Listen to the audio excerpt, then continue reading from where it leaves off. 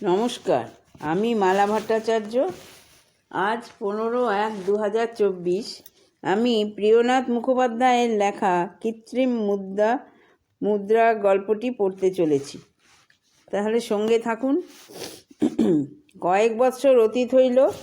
এক সময়ে কলকাতায় বহুল পরিমাণ কৃত্রিম মুদ্রার প্রচলন আরম্ভ হয়। সেই সময়ে দিন দিন এত পরিমাণ ওই সকল মুদ্রার আমদানি হইতে থাকে যে সকলেই চমকিত হইয়া পড়েন। নানা স্থান হইতে প্রেরিত কৃত্রিম মুদ্রা রাখিবার নিমিত্ত ব্যাংকে একটি স্বতন্ত্র বিভাগ সংস্থাপিত করিতে হয়।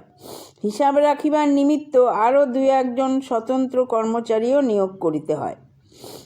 কৃত্রিম মুদ্রার প্রচলনে গভর্নমেন্টকে ভাবনাতীত ক্ষতি সহ্য করিতে হয়, কারণ অকৃত্রিম মুদ্রার প্রচলন দিন দিন হ্রাস হইতে আরম্ভ হয়। পুলিশ ইহার অনুসন্ধানে নিযুক্ত হন। যাহার নিকট কৃত্রিম মুদ্রা পাওয়া যায়, কৃত্রিম মুদ্রা নির্মাণ ও প্রচলন অপরাধের সন্দেহ করিয়া পুলিশ তাহাকেই ধৃত করেন। তাহার দোকান, ঘরবাড়ি ও অন্তঃপুর পর্যন্ত পুঙ্খানুপুঙ্খরূপে অনুসন্ধান হইতে থাকে। এই রূপে ক্রমে ক্রমে অনেকেই বিশেষ রূপে অপমানিত হইতে লাগিলেন, অনেকেই বন্দিরূপে বিচারালয়ে প্রেরিত হইতে লাগিলেন। তথাপি কিছুই হইল না, কৃত্রিম মুদ্রার প্রচলন বন্ধ হইল না। এই ব্যাপার লইয়া চারিদিকে হুলস্থুল পড়িয়া গেল। কৃত্রিম মুদ্রা প্রস্তুতকারীগণকে ধৃত করিবার নিমিত্ত অনেক পাকা পাকা নামজাদা কর্মচারীগণ নিযুক্ত হইলেন। সাজ বেসাজে ডিটেকটিভ কর্মচারীগণও নানা দিকে নানা প্রকার গুপ্ত অনুসন্ধান করিতে লাগিলেন। আমার উপরও এক হুকুম জারি হইল। আমিও ওই কার্যে নিযুক্ত হইলাম। 1 দিন 2 দিন করিয়া ক্রমে 1 সপ্তাহ গত হইয়া গেল। 1 সপ্তাহ 2 সপ্তাহ করিয়া 1 মাসও চলিয়া গেল, কিন্তু কেহই কিছুই করিতে পারিলেন না। প্রকৃত অপরাধীগণের কোনো সন্ধানই কেহ বাহির করিতে সমর্থ হইলেন না। এইরূপে ক্রমে 2 মাস অতীত হইয়া যায়। এমন সময় আমি ইহার একটু সন্ধান পাইলাম। আমার একজন গোয়েন্দা এক দিবস আমাকে সংবাদ দিল যে কয়েকজন কৃত্রিম মুদ্রা নির্মাণকারী প্রায় 15 দিবস হইতে চোরাবাগানের ভিতর একখানি খোলার ঘরে অবস্থান করিতেছি। এই সংবাদে আমি বিশেষ আনন্দিত হইয়া অনুসন্ধানে প্রবৃত্ত হইলাম। একটু গুপ্ত অনুসন্ধানেই জানিতে পারিলাম বাখরগঞ্জ নিবাসী শ্যামাচরণ মুখোপাধ্যায় নামীয় এক ব্যক্তি এই দলের প্রধান নেতা। যে সকল বিষয় আমি অবগত হইলাম, তাহার কোনো কথা আমার ঊর্ধ্বতন কর্মচারীকে না বলিয়া আমি নিজেই গুপ্ত অনুসন্ধান করিতে লাগিলাম।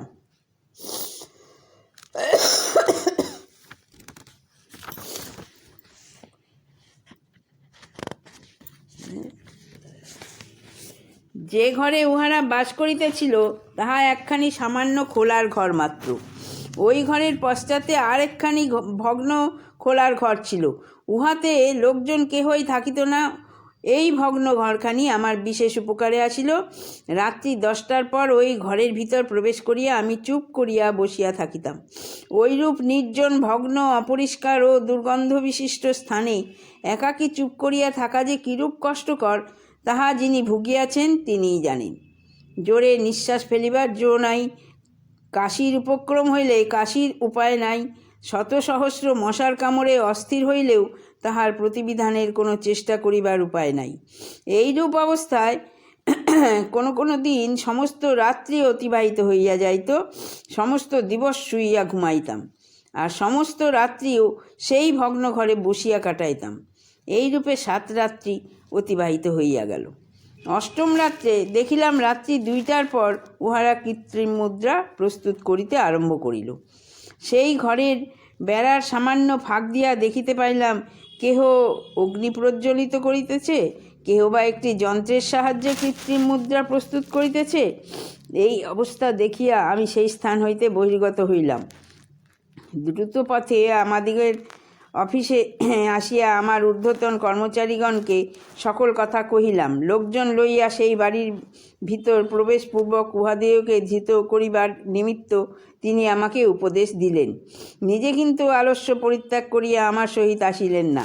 আমি চারিজন মাত্র লোক সঙ্গে করিয়া পুনরায় দ্রুতপদে সেই স্থানে আসিলাম। তখন পর্যন্ত সেই ঘরের ভিতর অগ্নি প্রজ্বলিত ছিল ও লোকজনের মৃদু মৃদু কথা শ্রবণগোচর হইতেছিল। আমরা আস্তে আস্তে সেই বাড়ির দরজায় গমন করিলাম। কাহাকেও কিছু না বলিয়া আমাদিগে সমভিব্যবহারী একজনকে প্রাচীরের উপর উঠাইয়া দিলাম। সে প্রাচীরের উপর দিয়া বাড়ির ভিতর লাফ দিয়া পড়িল ও যত শীঘ্র পারিল সদর দরজা খুলিয়া দিল। আমরা দ্রুতপদে বাড়ির ভেতর প্রবেশ করিলাম, কিন্তু বাড়ির ভিতর প্রবেশ করিয়া কি দেখিলাম বাড়ির ভিতরে যে কয়জন লোক ছিল সকলেই যেন গাঢ় নিদ্রায় অচেতন। বাড়ির এইরূপ অবস্থা দেখিয়া বোধ হইল আমি ভ্রমে পতিত হইয়াছি। এক বাড়িতে প্রবেশ করিতে ভুল করিয়া অন্য বাড়িতে প্রবেশ করিয়াছি, কিন্তু বিশেষ রূপ দেখিয়া বুঝিলাম যে আমার ভ্রম হয় নাই, প্রকৃত বাড়িতেই প্রবেশ করিয়াছি। সুতরাং বাড়ির এইরূপ অবস্থা দেখিয়াও আমরা অনুসন্ধান একেবারে পরিত্যাগ করিলাম না। সকলে মিলিয়া সেই বাড়ি উত্তম রূপে তল্লাশ করিলাম, কিন্তু আবশ্যকীয় দ্রব্য কিছুই না পাইয়া ক্ষুণ্ণ মনে সে দিবস সকলকেই ফিরিয়া আসিতে হইল। পূর্বকথিত ঘটনার 2-3 দিন পরেই শ্যামাচরণ সে বাড়ি পরিত্যাগ করিল। আমি যদিও একবার অপ্রস্তুত হইয়াছি, তথাপি আশা একেবারে পরিত্যাগ করিতে পারিলাম না।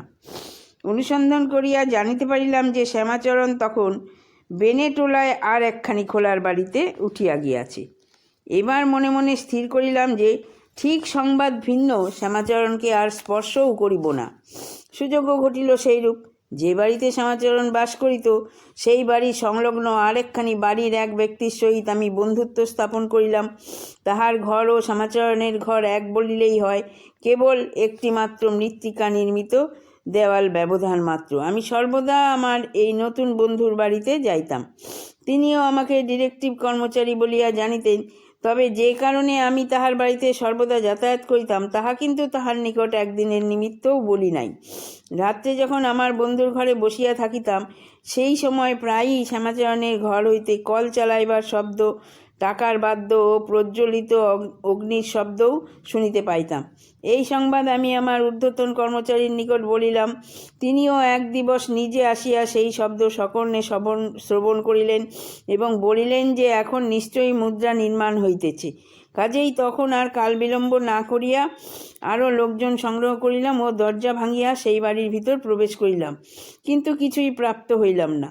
সমস্ত ঘর পুঙ্খানুপুঙ্খরূপে তল্লাশ করিলাম, ঘরের মেঝে উঠান প্রভৃতি খনন করিয়া ফেলিলাম, কিন্তু কিছুই প্রাপ্ত হইলাম না।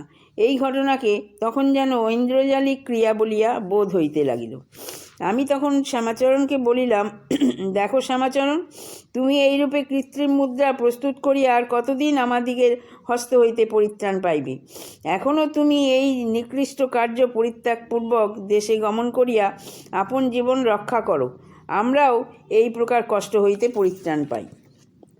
শ্যামাচরণ কহিলেন, আপনারা নিরপরাধ ব্যক্তিকে অপরাধী সাব্যস্ত করিয়া দুইবার আমার ঘর অনুসন্ধানপূর্বক আমাকে বিশেষরূপে অপমানিত করিলেন। আপনারা পুলিশ কর্মচারী, ভদ্রলোকের অপমান করিতে আপনাদিগে সৃষ্টি। ইহাতে যে নিরপরাধ আমাকে অপমানিত করিবেন তাহার বিচিত্র কি? আপনারা কৃত্রিম মুদ্রা প্রস্তুতকারীকে ধরিতে এখানে আসিয়াছেন, কিন্তু সে ক্ষমতা আপনাদিগের নাই। কৃত্রিম মুদ্রা প্রস্তুতকারীকে ধরিবার ক্ষমতা যদি আপনাদিগের থাকিত, তাহা হইলে চোরের মতো আমার বাড়িতে প্রবেশ করিয়া নিরপরাধ লোকের অবমাননা করিতেন না। শ্যামাচরণের এই কথা শুনিয়া আমার একটু রাগও হইল, লজ্জাও হইল, মনে মনে একটু অপমানও বোধ করিলাম এবং শ্যামাচরণকে কহিলাম, দেখো শ্যামাচরণ, তুমি যে এই কার্যের গুরু তাহার আর কিছুমাত্র ভুল নাই, কিন্তু যখন দুইবার তোমাকে ধরিতে চেষ্টা করিয়াও কৃতকার্য হইতে পারি নাই, তখন তোমাকে কোনো কথা বলা বৃথা। যদি কখনো তোমাকে ধরিতে পারি, তখন দেখিব যে কৃত্রিম মুদ্রা প্রস্তুতকারীগণকে ধরিবার ক্ষমতা আমাদের আছে কিনা। এই বলিয়া ক্ষুণ্ণ মনে আমরা সেই স্থান পরিত্যাগ করিলাম। সে দিবস সেই স্থান পরিত্যাগ করিলাম সত্য, কিন্তু হৃদয় হইতে আশা একেবারে পরিত্যাগ করিতে সমর্থ হইলাম না। শ্যামাচরণের উপর আমার যেরূপ তীব্র দৃষ্টি ছিল, তাহারও কিছুমাত্র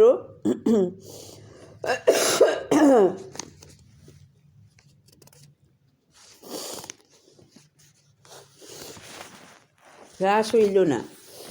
দেখিলাম 1 সপ্তাহের মধ্যে শ্যামাচরণ সেই বাড়ি পরিত্যাগ করিয়া শ্যামবাজারের একটি সংকীর্ণ গলির ভিতর স্টক নির্মিত একটি দ্বিতল বাড়ি ভাড়া করিয়াছে। এই বাড়িটি পূর্বদেশীয় এক বৃদ্ধা স্ত্রীলোকের। বৃদ্ধাও এই বাড়িতে থাকিতেন। তিনিও সেই বাড়ি পরিত্যাগ না করিয়া শ্যামাচরণের সহিত একত্রে বাস করিতে লাগিলেন। আরও 6 মাস অতীত হইয়া গেল। এই 6 মাসের মধ্যে শ্যামাচরণকে মুদ্রা নির্মাণ উপযোগী যন্ত্রাদির সহিত ধরিবার নিমিত্ত কত যত্ন ও চেষ্টা করিলাম, কিন্তু কোনো রূপেই কৃতকার্য হইতে পারিলাম না। শ্যামাচরণের বাড়ির পার্শ্বেই একটি ভদ্রলোকের বাড়ি। তখন সেই ভদ্রলোকের সহিত মিশিলাম। তিনিও আমায় যথেষ্টরূপ সাহায্য করিতে প্রবৃত্ত হইলেন। সেই ভদ্রলোকটির বাড়ির প্রাঙ্গণে একটি বৃহৎ আম্রবৃক্ষ ছিল। সেই আম্রবৃক্ষের উপর আরোহণ করিলে শ্যামাচরণের গৃহের কোন কোন অংশ দৃষ্টিগোচর হইত। কোনো দিন রাত্রে সেই আম্রবৃক্ষে উঠিয়া বসিয়া থাকিতাম। বসিয়া ভিতরস্থিত অবস্থা যতদূর দেখিতে পাইতাম দেখিতাম। ওই বাড়িতে কেবল শ্যামাচরণ ও বৃদ্ধা থাকিতেন, ইহাই আমার বিশ্বাস ছিল। কিন্তু এখন জানিতে পারিলাম উহা আরও কয়েকজনের আবাসস্থল। 2-1 স্ত্রীলোকও ওতে আছে। ওই বাড়ির কেবলমাত্র একটি দরজা। ওই দরজা ছাড়া বাড়ির ভিতর হইতে বাহির হইবার আর কোনো উপায় ছিল না। দরজা কিন্তু সর্বদাই ভিতর হইতে বন্ধ থাকিত। বাড়ির ভিতর হইতে বহির্গত হইবার সঙ্গে সঙ্গেই অমনি দরজা বন্ধ হইত। ওই বাড়ির কোনো ব্যক্তি বাহির হইতে আসিয়া যখন ভিতরে প্রবেশ করিত, তখন সেই দরজা সংলগ্ন একটি কড়া ধরিয়া শব্দ করিলেই অমনি ভিতর হইতে দ্বার খুলিয়া যাইত। কিন্তু কোনো বাহিরের লোক আসিয়া সেই কড়া নাড়িলে হঠাৎ কেহ দরজা খুলিয়া দিত না। সে ব্যক্তি কে, কী কার্যে আসিয়াছে প্রভৃতি সমস্ত বিষয় ভিতর হইতে প্রথম কেহ জানিয়া লইয়া আবশ্যক হইলে পরিশেষে দরজা খুলিত। আমি ইহা দেখিয়া বুঝিলাম যে কড়া নাড়ার ভিতরেও রহস্য আছে। আবশ্যক হইলে বাড়ির দরজা ভাঙিয়া প্রবেশ করার ক্ষমতা যদিও আমার আছে, কিন্তু সেই উপায়ে 2বার ঠকিয়াছি। ওইরূপে বাড়ির ভিতর প্রবেশ করিতে যে সময়ের আবশ্যক হয়, তাহার ভিতরই উহারা মুদ্রা নির্মাণ উপযোগী সমস্ত দ্রব্যই কোথায় যে রাখিয়া দেয়, তাহার আর কিছুমাত্র অনুসন্ধান পাওয়া যায় না। সুতরাং দরজা ভাঙিয়া বাড়ির ভিতর প্রবেশ করিবার চেষ্টা এবার পরিত্যাগ করিলাম। কৌশল করিয়া সকলের অগোচরে বাড়ির ভিতর প্রবেশ করিবার উপায় অনুসন্ধান করিতে প্রবৃত্ত হইলাম। দরজার কড়া নাড়ার রহস্য যদি কিছু অনুমান করিয়া লইতে পারি, তাহারই চেষ্টা দেখিতে লাগিলাম। প্রায় 1 মাস কাল কড়া নাড়া বিশেষ মনোযোগের সহিত দেখিতে লাগিলাম। ক্রমে অনুমান দ্বারা উহা এক প্রকার স্থির হইয়া গেল। তখন বুঝিতে পারিলাম যে 24 ঘণ্টায় ভিন্ন ভিন্ন 24 রকম কড়া নাড়া উহাদিগের সংকেত। কড়া নাড়ার রহস্যের ভিতর প্রবেশ করিয়া একটু আনন্দ হইল। কোন সময় উহারা মুদ্রা নির্মাণ করে, তাহার প্রতীক্ষা করিতে লাগিলাম। একদিন রাত্রি 2টার সময় সেই ভদ্রলোকটির সহিত আমি আমার রান্নাঘরের ছাদের উপর উঠিলাম। এই ছাদের উপর স্ত্রীলোক ভিন্ন আর কেহই উঠিত না। রাত্রি 2টার সময় সেই ভদ্রলোকটির সহিত আমি তাহার রান্নাঘরের ছাদের উপরে উঠিলাম। এই ছাদের উপর স্ত্রীলোক ভিন্ন আর কেহই উঠিত না। সেই বাড়ির স্ত্রীলোকগণের বায়ু সেবনের নিমিত্তই এই ছাদ নির্মিত হয়। এই ছাদের চতুর্দিক উচ্চ প্রাচীর দ্বারা এরূপভাবে আবৃত ছিল যে কোনো স্থান হইতে কেহই ছাদস্থিত কাহাকেও দেখিতে পাইত না। কিন্তু প্রাচীরের স্থানে স্থানে যে একটি ক্ষুদ্র ক্ষুদ্র ছিদ্র ছিল, সেই ছিদ্র দিয়া বাহিরের দিকে অল্প অল্প দৃষ্টি চলিত। সেই ছাদের উপর বেড়াইতে উঠিয়া একটি ছিদ্র দিয়া আমরা দেখিলাম যে শ্যামাচরণের উপরের ঘরের একটি জানলা অল্প খোলা রহিয়াছে এবং সেই ঘরের প্রজ্বলিত দীপের আলোকে ঘরের ভিতরের অল্প অল্প অবস্থা দৃষ্টিগোচর হইতেছে। তখন আমরা বিশেষ মনোযোগের সহিত দেখিতে লাগিলাম এবং পরিশেষে দেখিতে পাইলাম যে সেই ঘরের ভিতর 3-4 ব্যক্তি একত্র মিলিত হইয়া ছোট একটি কলের সাহায্যে বাস্তবিকই কৃত্রিম মুদ্রা প্রস্তুত করিতেছে। ইহার পূর্বে যখন 2বার শ্যামাচরণকে ধরিবার চেষ্টা করি, সেই সময় আমার ঊর্ধ্বতন কর্মচারীকে সঙ্গে করিয়া একবার লইয়া যাই। পরিশেষে বিশেষ লজ্জিত হই। সুতরাং এবার আর ঊর্ধ্বতন কর্মচারীকে কোনরূপ সংবাদ না দিয়া ওই বাড়ির ভিতর প্রবেশ করিব স্থির করিলাম।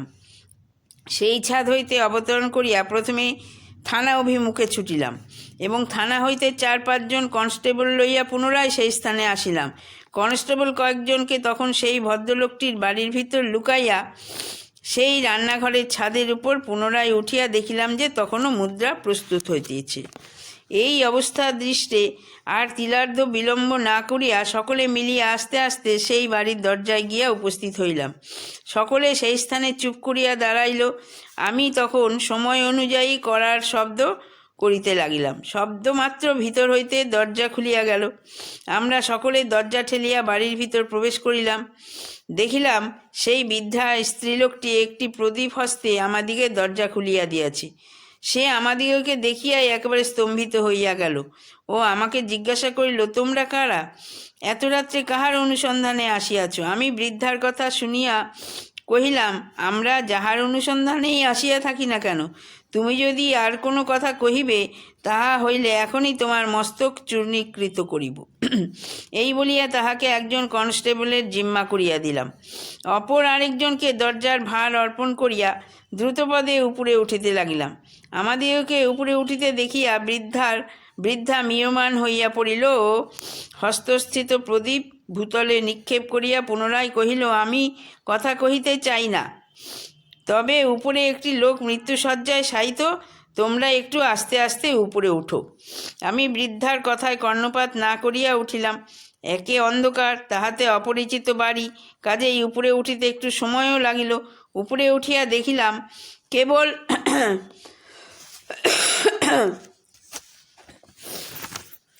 3টি মাত্র ঘর আছে, আর তার 3টি ঘরেরই দরজা বন্ধ, কিন্তু দরজার ফাঁক দিয়া ভিতর হইতে অল্প অল্প আলোক দেখা যাইতেছিল। আমি 3টি ঘরের দরজাতেই লোক রাখিয়া একটি দরজায় অল্প ধাক্কা দিলাম, আপনি খুলিয়া গেল। আমি ঘরের ভিতর প্রবেশ করিলাম। তখন দেখিলাম সেই ঘরের ভিতর একটি প্রদীপ জ্বলিতেছে। তাহার নিকট খাটের উপর এক ব্যক্তি পুস্তক হস্তে শয়ন করিয়া কি পড়িতেছে। আমি ঘরের ভিতরে প্রবেশ করিবা মাত্রই সে উঠিয়া বসিল। আমাকে কহিল, আপনি কে? এত রাত্রে আপনি এখানে কাহার অনুসন্ধানে আসিয়াছেন? এই অবস্থা দেখিয়া আমি তো অবাক। তখন কি বলিব ভাবিয়া স্থির করিতে না পারিয়া আমি কহিলাম, আমি শ্যামাচরণবাবুর অনুসন্ধানে আসিয়াছি। আমার কথা শুনিয়া সেই ব্যক্তি কহিল, শ্যামাচরণবাবু এ ঘরে থাকেন না, ওই পাশের ঘরে দেখুন। আমি আর কিছু না বলিয়া আস্তে আস্তে সেই ঘর হইতে বহির্গত হইলাম। পাশের ঘরের দরজা একটু ধাক্কা দিতেই খুলিয়া গেল। দেখিলাম সেই ঘরের ভিতরে একটি প্রদীপ জ্বলিতেছে, আর 4ই ব্যক্তি সেই স্থানে বসিয়া তাস খেলা করিতেছে। আমি ঘরের ভিতর প্রবেশ করিবা মাত্র শ্যামাচরণ আমাকে চিনিল ও আস্তে আস্তে কহিল, কি এবারেও আবার কীর্তি মুদ্রা ধরিতে আসিয়াছ নাকি? শ্যামাচরণের কথা শুনিয়া আমি তো অবাক। যাই হোক, বলিলাম, শ্যামাচরণ, এবার আর তোমার কথা শুনিব না। আমি নিজ চক্ষে এখনই তোমাকে মুদ্রা নির্মাণ করিতে দেখিয়াছি, আর আমি একাকীও নহি যে আমার ভুল হইতে পারে। যাহা হোক, এখন যদি বিশেষরূপে অপমানিত না হইতে চাহ, তবে যন্ত্রাদি সমস্ত কোথায় রাখিয়াছ বলো। আমার কথা শুনিয়া শ্যামাচরণ একটু হাসিল ও কহিল, এখন রহস্য করিবার সময় নহে। পাশের ঘরে একটি লোক মৃত্যুশয্যায় শায়িত, তাহাকেই তিরস্ত করিবার অভিপ্রায়ে আমরা এত রাত্রি পর্যন্ত এখানে বসিয়া আছি ও তাস খেলিয়া কেবল রাত্রি অতিবাহিত করিতেছি। আপনি অত জোর করিয়া কথা কহিবেন না, কারণ ওই ঘরের ভিতর যে ডাক্তার বসিয়া আছেন তিনি এই স্থানে শব্দাদি করিতে নিষেধ করিয়াছেন, আমাদিগকে পর্যন্ত ওই ঘর হইতে বহির্গত করিয়া দিয়াছেন। আমাকে যদি আপনার বিশেষ কোনো প্রয়োজন থাকে বলুন, নতুবা সময় মতো কল্লো একবার আসিবেন। আপনার যদি কোনো প্রয়োজন থাকে সাধ্যমতো করিয়া দেব। শ্যামাচরণের অবস্থা দেখিয়াও তাহার কথা শুনিয়া আমি তো স্তম্ভিত। আমার মুখ দিয়া আর বাক্য নির্গত হইল না। তখন মনে মনে ভাবিতে লাগিলাম, আমার কি মতিভ্রম হইয়াছে, না বহু দিবস এই বিষয়ে চিন্তা করিতে করিতে চিন্তিত বিষয়কে সত্য বলিয়া অবধারণ করিয়া লইয়াছি। যাহা হোক, আমাকে ইতস্তত করিতে দেখিয়া শ্যামাচরণ পুনরায় আমাকে কহিল, আমি আপনাকে যাহা বলিলাম বোধহয় আপনার তাহা বিশ্বাস হইতেছে না।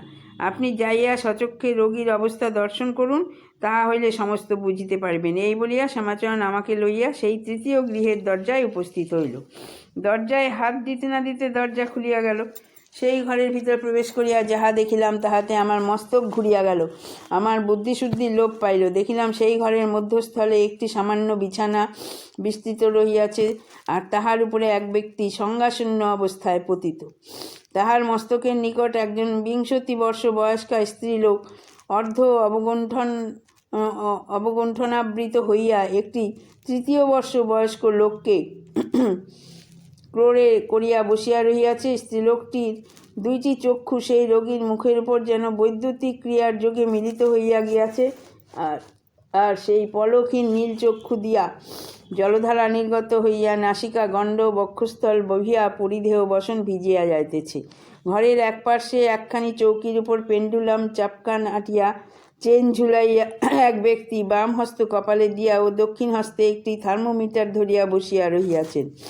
সেই স্ত্রীলোকটির বাম হস্তের নিকটে কয়েকটি শিশি রহিয়াছে, তাহার কোনোটিতে অর্ধেক, কোনোটিতে বা সিকি পরিমাণ লাল সাদা প্রভৃতি রঙের নানাবিধ ঔষধ রহিয়াছে। আমাকে দেখিবা মাত্র সেই পেন্টুলান চাপকানধারী মানুষটি আস্তে আস্তে আমার নিকট উঠিয়া আসিলেন ও আমাকে কহিলেন, মহাশয়, এখানে কোনো প্রকার কথা কহিবেন না বা কোনোরূপ গোলযোগ করিবেন না। যদি আমার নিকট আপনার কোনো প্রয়োজন থাকে তবে আমার বাসায় গিয়ে আমার সহিত সাক্ষাৎ করবেন। বোধ হয় আপনি আমাকে উত্তম রূপে চেনেন না। আপনি শ্যামবাজারের ডাক্তারবাবুকে জানেন কি? ডাক্তার মহাশয়ের কথা শুনিয়া আমি কহিলাম, হ্যাঁ মহাশয়, আমি ক্ষেত্রবাবুর নাম বিশেষরূপে অবগত আছি, কিন্তু তাহার সহিত আমার চাক্ষুষ আলাপ নাই।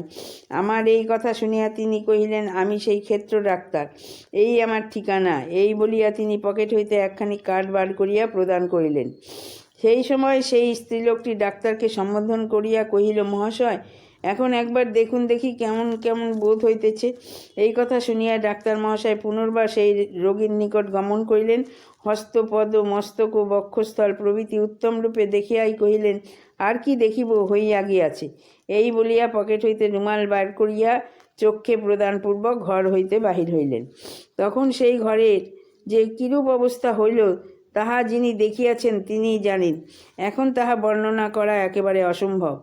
সেই রমণী আপন কোরস্থিত শিশুটিকে দূরে নিক্ষেপ করিয়া উচ্চস্বরে কাঁদিয়া উঠিল এবং বারে বারে ভূমিতে পড়িয়া আপন শরীরকে ব্যথিত করিয়া তুলিতে লাগিল। তাহার মস্তকের বেণী খুলিয়া গেল, শরীরের বসন খসিয়া গেল, কপালে করাঘাত করিতে করিতে তাহার কপাল দিয়া রক্ত পড়িতে লাগিল। আর তখন তাহার সেই হৃদয়ভেদী উচ্চ চিৎকারে বাড়ির সকলেই আসিয়া সেই ঘরে উপস্থিত হইল। শিশুটি উঠিয়া কাঁদিতে লাগিল।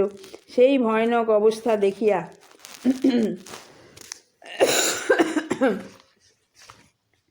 হৃদয়ভেদী ক্রন্দনধ্বনি শুনিয়া আমার চক্ষু দিয়াও জল আসিল।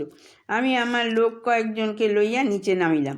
নিচে গিয়া ভাবিলাম, এখন এ বাড়ির কি ভয়ানক অবস্থা। এখন যে ইহার ভিতর কৃত্রিম মুদ্রা প্রস্তুত হইতেছে তাহাই বা কি প্রকারে বলিব। কিন্তু যখন নিজ চক্ষে দর্শন করিয়াছি তখন কি করিয়াই বা উহাকে মিথ্যা বলিয়া অবধারণ করিয়া লই। যাহা হোক, যখন এই বাড়ির ভিতর কোনরূপে প্রবেশ করিয়াছি তখন একবার ভালো করিয়া না দেখিয়াও যাওয়া কোনো প্রকারে যুক্তিসঙ্গত নহে। যখন ইহারা মৃতদেহ লইয়া গমন করিবে সেই সময় একবার ঘরগুলি দেখিয়া লইব। কৃত্রিম মুদ্রা পাই আর না পাই, যন্ত্রটিও পাইলে পাইতে পারি। এইভাবে আমি সেই স্থানে অপেক্ষা করিতে লাগিলাম। ডাক্তার বাড়ি হইতে বহির্গত হইয়া গেলেন। অন্যান্য সকলে সেই মৃত ব্যক্তির নিকট গিয়া গোলযোগ করিতে লাগিল। কেহ বা সেই স্ত্রীলোকটিকে সান্ত্বনা করিবার চেষ্টায় কত প্রকার বুঝাইতে লাগিল, আবার কেহ বা বালকটিকে লইয়া ব্যস্ত হইল, কেহ বা মৃতদেহটিকে ঘর হইতে বাহিরে আনিবার প্রস্তাব করিল, আর কেহ বা তাহাতে নিবারণ করিয়া কহিল, যখন ঘরের ভিতর বিছানার উপর ইহার মৃত্যু হইয়াছে তখন বাহিরে লইয়া লাভ কি? না হোক টানাটানি করা মাত্র, যখন খাট আসিবে তখনই একেবারে খাটের উপরে উঠাইয়া লইয়া যাওয়া হইবে। 2-1 গমন করিয়া একখানি খাট খরিদ করিয়া আনো। মৃতদেহ এখান হইতে লইয়া যাওয়াই উচিত। ঘরের ভিতর মৃতদেহ অনেকক্ষণ পর্যন্ত ফেলিয়া রাখা আমাদের ধর্মবিরুদ্ধ। এই কথা শুনিয়া 2 খাট আনিবার অভিপ্রায়ে বাড়ি হইতে বহির্গত হইয়া গেল ও কিয়ৎক্ষণ পরে একখানি দড়ির খাট লইয়া প্রত্যাবর্তন করিল। খাটখানি উপরে লইয়া যে ঘরে মৃতদেহ ছিল সেই ঘরের ভিতর লইয়া গেল। কিয়ৎক্ষণ পরে সেই খাট সমেত মৃতদেহ নামাইয়া আনি অতি অল্পক্ষণের নিমিত্ত আমার সম্মুখেই রাখিল। দেখিলাম মৃতদেহটি একখানি মোটা চাদর দিয়া ঢাকা রহিয়াছে, কিন্তু মস্তক খোলা রাখিয়াছে। ওই মৃত ব্যক্তির চক্ষু ও মুখ দেখিয়া আমিও বুঝিলাম যে সে নিশ্চয়ই মরিয়া গিয়াছে। অতঃপর আমার সম্মুখে সেই চাদরের এক প্রান্ত দিয়া উহার মুখ ঢাকিয়া দিয়া কয়েকজন সেই খাট সমেত সেই মৃতদেহ উঠাইয়া আপন স্কন্ধের উপর রাখিল ও মুখে বল হরি বল বলিয়া বাড়ি হইতে বহির্গত হইয়া গেল।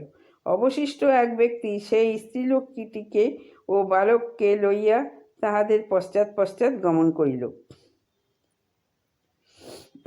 স্ত্রীলোকটি সেই সময় আরও উচ্চস্বরে রোদন করিয়া সকলের হৃদয়েই বিষম শোকের উদ্রেক করিয়া দিল। সেই বাড়ির ভেতর কেবল সেই বৃদ্ধা স্ত্রীলোকটি ভিন্ন, তখন আর কেহই রহিল না। আমি কিয়ৎক্ষণ সেই স্থানেই অপেক্ষা করিলাম। রাত্রি প্রভাত হইয়া গেল, সূর্যদেব আপন স্থান অধিকার করিলেন। তখন আমি সেই বাড়ির সমস্ত স্থান অনুসন্ধান করিতে প্রবৃত্ত হইলাম।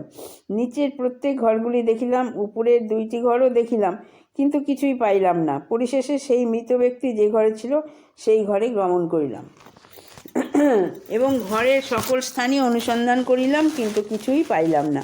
পরিশেষে যে মাদুরের উপর সেই মৃতদেহ ছিল সেই মাদুরটি উঠাইয়া আমার মন যেন কেমন হইল। সেই স্থানের অবস্থা দেখিয়া ভাবিলাম, চতুর শ্যামাচরণ এবারও আমাদের সহিত চতুরতা করিয়া আমাদিগের চোখকে ধূলি মুষ্টি প্রক্ষেপ করিয়াছে। অনুসন্ধানে সেই স্থানে আমি চিহ্ন প্রভৃতি দেখিলাম। আর দেখিলাম সেই স্থানে একখানি কাষ্ঠফলক রহিয়াছে। তখন সেই কাষ্ঠখণ্ড উঠাইলাম। দেখিলাম তাহার নিচে একটি গহ্বর, 2 ফিট প্রশস্ত ও 3 ফিট লম্বা ও 1 ফুট গভীর। উহার ভিতর ভস্মাদি রহিয়াছে। স্থানে স্থানে গলিত ধাতুর চিহ্নও বিদ্যমান আছে। এই অবস্থা দেখিয়াই আমি তো অবাক। তখন আর কাহাকেও কিছু না বলিয়া সেই বাড়ির বাহিরে আসিলাম। একখানি গাড়ি লইয়া আমি প্রথমে কাশীমিত্রের ঘাট ও পরে নিমতলার ঘাটে গমন করিলাম। সেই স্থানে মৃতদেহের কোনো সন্ধান পাইলাম না, বরং ইহাই জানিতে পারিলাম যে সেই স্থানে সেই সময়ে সেই প্রকারের কোনো মৃতদেহ আইসে নাই। সেই স্থান হইতে ডাক্তার ক্ষেত্রনাথ বাবুর বাড়িতে গমন করিলাম। ডাক্তারবাবুর অনুসন্ধান করিলাম। একটি বাবু বাহির হইয়া আসিলে আমি তাহাকে সেই ডাক্তার প্রদত্ত কার্ডখানি দেখাইয়া কহিলাম, আমি ডাক্তারবাবুর সহিত সাক্ষাৎ প্রার্থনা করি। বাবুটি আমার কথার প্রত্যুত্তরে কহিলেন, এ কার্ডখানি আমারই, আমার নাম ক্ষেত্রনাথ ডাক্তার। ইহাতে আমি আরও আশ্চর্যান্বিত হইলাম। তাহাকে কহিলাম, মহাশয়, আমার সহিত তো আপনার কাল রাত্রিতে দেখা হয় নাই। যিনি ক্ষেত্রবাবু পরিচয়ে আমাকে এই কার্ড দিয়েছেন তিনি তো আপনি নহেন। এই বলিয়া ডাক্তারবাবুকে সকল কথা বলিলাম। তিনিও শুনিয়া অবাক হইলেন। তাহার কার্ড কিরূপে কোনো জুয়াচোরের হস্তে পড়িল তাহাই ভাবিয়া চিন্তিত দেখিতে লাগিলেন। দেখিতে লাগিলেন। আমিও নিতান্ত লজ্জিত মনে সেই স্থান হইতে চলিয়া আসিলাম, কিন্তু মনে মনে শ্যামাচরণের কৌশলকে ধন্যবাদ দিলাম। তাহার উপস্থিত বুদ্ধির প্রশংসা করিতে লাগিলাম। শ্যামাচরণ সেই মৃতদেহের সহিত বাড়ি হইতে বহির্গত হইবার পর আর সেই বাড়িতে প্রত্যাগমন করিল না। তাহার পর 2 মাস পর্যন্ত নানা রূপে উহাদিগের অনুসন্ধান করিলাম, কিন্তু কোনো স্থানেই তাহার সন্ধান পাইলাম না। এই ঘটনার প্রায় 4 মাস পরে পুনরায় শ্যামাচরণের অনুসন্ধান পাইলাম। এবার দেখিলাম শ্যামাচরণ শহর পরিত্যাগ করিয়া শহরতলিতে অবস্থান করিতেছে। শ্যামাচরণ আমাকে উত্তম রূপে চিনিয়াছে বলিয়া এবার আর আমি তাহার বাড়ির নিকট গমন না করিয়া আমার বিশ্বাসী অন্য আরেকজনের নিকট সাহায্য গ্রহণ করিলাম। যে বাড়িতে শ্যামাচরণ অবস্থান করিতেছিল সেই বাড়ির সম্মুখেই রাস্তার উপর একটি ঘর ভাড়া লইলাম ও সেই ঘরে একটি মণিহারির দোকান খুলিয়া দিলাম। আমার বিশ্বাসী সেই ব্যক্তি সেই দোকানে বসিয়া সামান্য বেচাকেনা আরম্ভ করিলেন। আমাদের প্রধান উদ্দেশ্য দোকানের উন্নতি সাধন নয়, কেবল শ্যামাচরণের সহিত মেশামেশি করা। ক্রমে কার্যত ঘটিল তাহাই। সেই দোকানের নিকট দিয়া শ্যামাচরণের গমনাগমন কালে ক্রমে আমার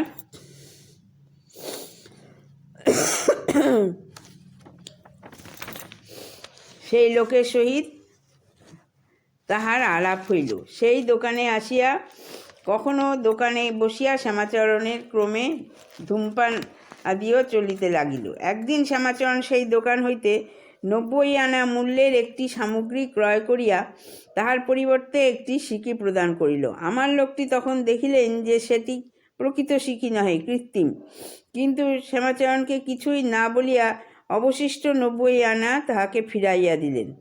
2 দিবস পরে পুনরায় শ্যামাচরণ আরেকটি দ্রব্য লইয়া তাহার পরিবর্তে একটি কৃত্রিম টাকা প্রদান করিল। অদ্য আমার উপদেশ মতো শ্যামাচরণকে একটি আভাস দেওয়া হলো। সেই লোকটি শ্যামাচরণকে কহিলেন, সেদিন শিখিতে আমার 4 পয়সা লোকসান হইয়াছে, সুতরাং আমি এই টাকার পরিবর্তে 40 আনার অধিক দিতে পারিব না। আর এই মূল্যে আপনি আমাকে যত টাকা দিবেন ততই লইতে প্রস্তুত আছি। এই কথা শুনিয়া শ্যামাচরণ প্রথমে যেন একেবারে আশ্চর্যান্বিত হইল, কিন্তু পরিশেষে 40 আনা মূল্যেই সেই টাকা প্রদান করিল। ইহার পরে আমার লোকের সহিত শ্যামাচরণের মনের মিল হইতে লাগিল। ক্রমান্বয়ে 6 মাস কাল পর্যন্ত তাহাকে উত্তম রূপে পরীক্ষা করিয়া পরিশেষে শ্যামাচরণ তাহাকে বিশ্বাস করিল। 1টি 2টি হইতে আরম্ভ করিয়া ক্রমে 50 টাকা পর্যন্ত প্রদান করিতে লাগিল।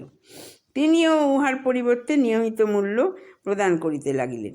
এইরূপে কৃত্রিম মুদ্রা সকল যাহা শ্যামাচরণ তাহাকে 40 আনায় বিক্রয় করিতে লাগিলেন, তাহার সমস্তই আমার নিকটে জমিতে লাগিল। যখন দেখিলাম যে আমার সেই লোকের উপর শ্যামাচরণের কোনরূপ অবিশ্বাস নাই, তখন কৃত্রিম মুদ্রা চালান অপরাধে তাহাকে মুদ্রা সহিত ধরাই সাব্যস্ত করিলাম। একদিন আমার ঊর্ধ্বতন কর্মচারীর সহিত সেই দোকানের ভিতর এক স্থানে লুকাইয়া থাকিলাম। সেই দিন শ্যামাচরণের 50টি মুদ্রা আনার কথা ছিল।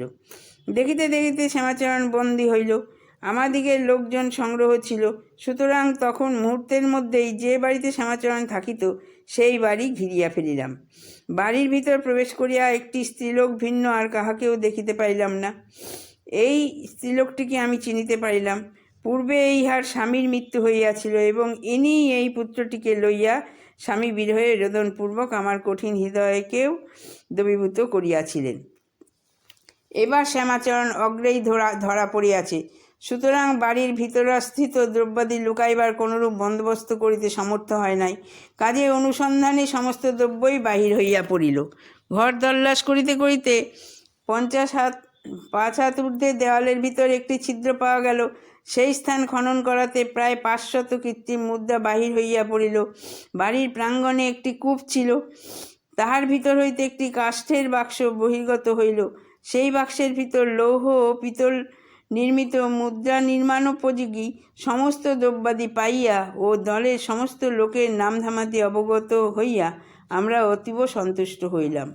আমাদিগের এতদিনের পরিশ্রম সার্থক হইল। পরিশেষে আলিপুরের সেশনে শ্যামাচরণের বিচার হয়। সেই স্থান হইতে কঠিন পরিশ্রমের সহিত তাহার 5 বৎসর কারাবাসের আদেশ হইল, কিন্তু অন্যান্য সকলে সেই যাত্রা পরিত্রাণ পাইল।